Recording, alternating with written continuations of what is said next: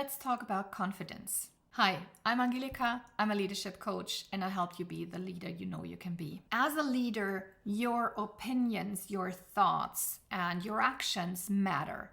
And most importantly, they matter to you. They should at least matter to you. And if you remain unconscious as to what limits your confidence, what makes you insecure, and how you can adjust and boost your confidence, you will have a harder time as a leader than if you actively work on your confidence. So here's 3 tips on how to boost your confidence as a leader. First of all, first tip, know who you are. And I mean that in all respects. Know your strengths. Know what you bring to the table. Whether that is your sharp intellect or your extensive knowledge of the technology, or whether that is your passion that you bring to a group, whether it is your conciliatory manner that helps any type of group to come together and have a good atmosphere, whether it is your calm nature that helps people ground themselves and not become hectic even in a crisis. Whatever your strengths are, and I'm talking about this beyond skills and competencies, what are your personal individual strengths that you bring as a leader? You need to root yourself into them. And you need to find a practice, happy to help you there. You need to find a practice to actually tune in with that regularly so that you are present in your leadership and in your confidence. Tip number 2, know what you're there for. What's your role? What's your goal?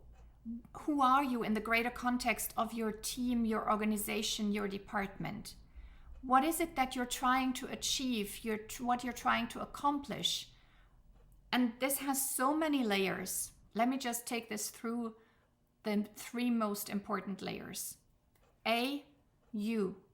What are your goals for being a leader in your team, your project, your department?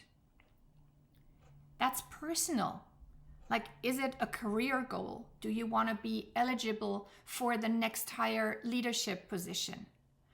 Do you want to accomplish a certain sales goal? Do you want to show yourself that you have the skills to lead? Do you want to learn something in that leadership role, like how to handle a diverse team? All of these are potential personal goals. And it is helpful to know very well and very clear what your goals are, your personal individual goals. Of course, you're there to do a job, and you're probably there to do a good job. You're also there to make money. You may also want to make a career, but there's probably something else that you have as your goals, which are very personal to you. So this is the first layer. Second layer is, what is your goal within your team or organization, depending on whether you're a team leader, project leader, head of department, or CEO. Your scope for this will be different, but within that context, what is your goal and also your role? Like, what are you trying to accomplish with this area of responsibility? The first thing that comes to mind is business results. Like, what are the operational numbers that you're trying to achieve? And why? And how does that fit into the bigger context of your organization? Are you there to increase the performance? Are you there to lead a team out of a crisis? Are you there to start or scale a business? What are the real goals that you're trying to achieve with your team? So we've got the personal layer of your personal goals. We've got your goals for your team or area of responsibility.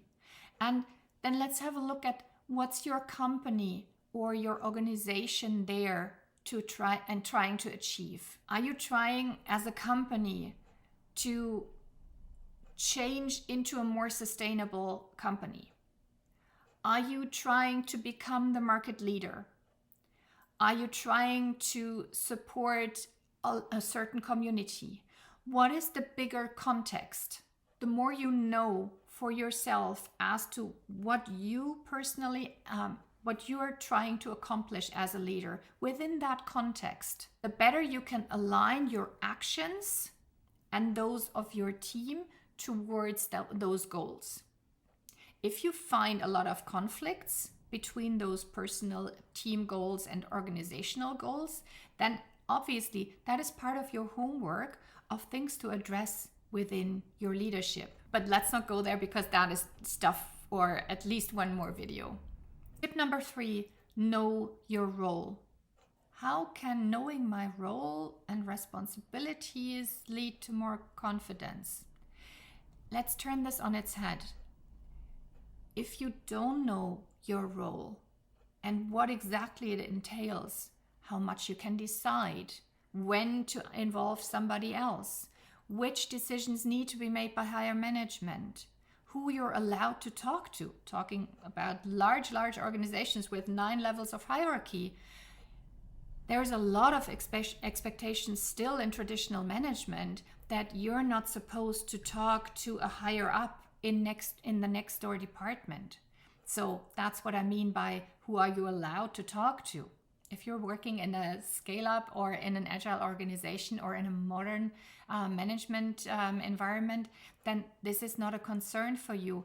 But there are still a lot of traditionally led companies, and that's a consideration. So all of these elements of not exactly being sure as to what's expected of you, not exactly knowing what your area of responsibility is, and what you need to take care of, what you also can take care of, how active or proactive you can actually handle things without damaging your reputation or without stepping on somebody's toes.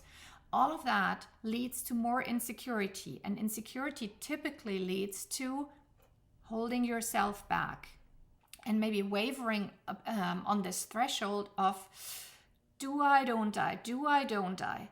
And that doesn't make you a very confident leader. So knowing who you are, what your goals are personally and with your team, and knowing what your role is, what your real area of responsibility is, that will help you be very clear, very present, and go for your goals.